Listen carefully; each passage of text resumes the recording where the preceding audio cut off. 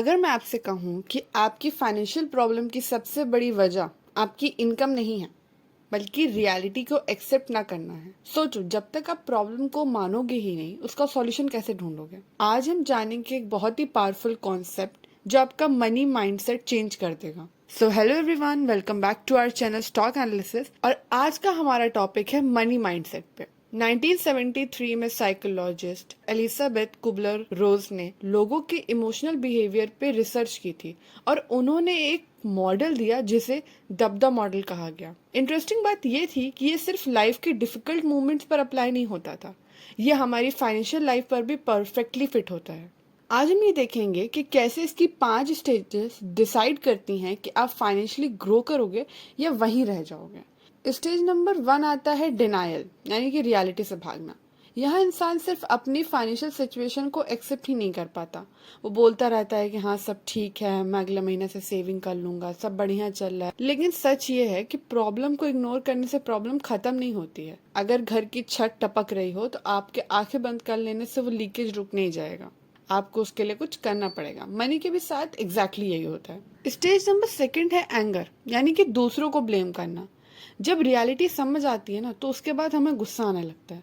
लोग बोलते हैं कि उसके पास तो बहुत पैसे हैं, उसके पास तो हमेशा से ही सब अच्छा रहा है, मेरी किस्मत खराब है, मेरे पास अपॉर्चुनिटी नहीं है, और हमें ब्लेम करना बहुत इजी लगने लगता है।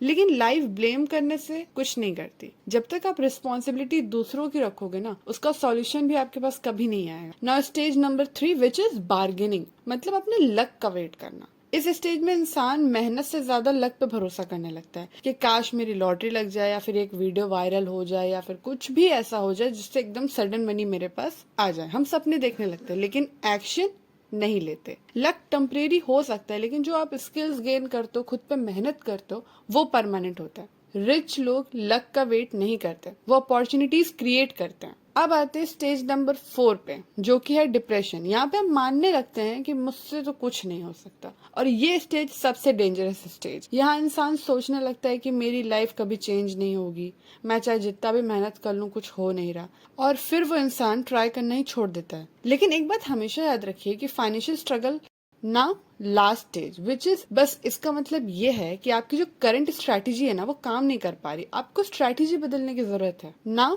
Last stage which is acceptance, stage number 5। और इसी पॉइंट के साथ चीजें बदलना चालू हो जाती हैं, क्योंकि एक्सेप्टेंस मतलब गिव अप करना नहीं है। एक्सेप्टेंस का मतलब है कि हाँ मेरी फाइनेंशियल कंडीशन अभी ऐसी है लेकिन मैं इसे इम्प्रूव कर रहा हूँ, और इसी मूवमेंट से आपकी ग्रोथ शुरू हो जाती है। आप बजट बनाना शुरू करते हो, अपने एक्सपेंसेस कंट्रोल करते हो, नई स्किल सीखते हो और इनकम बढ़ाने के तरीके ढूंढते हो, और धीरे धीरे आपकी फाइनेंशियल लाइफ बदलने लगती है। सच ये है कि आप अकेले स्ट्रगल नहीं कर रहे, बहुत सारे ऐसे लोग हैं जिनके पास फाइनेंशियल प्रॉब्लम्स है। डिफरेंस सिर्फ इतना है कि कुछ लोग हमेशा कंप्लेन ही करते रहते हैं और कुछ लोग एक्शन लेना शुरू कर देते हैं। अगर आप ये वीडियो देख रहे हैं, अपने पे काम कर रहे हैं, मतलब आप ऑलरेडी एक्शन। अगर आप एक चीज हमेशा याद रखिए कि लाइफ की छोटी छोटी चीजों को एंजॉय करिए, क्योंकि एक दिन आपको रियलाइज होगा कि वही सबसे बड़ी चीजें थी। और अगर आपको ये वीडियो अच्छा लगा हो तो please like, share and subscribe to our channel. और तब तक के लिए थैंक्स फॉर वॉचिंग। जय हिंद, जय भारत।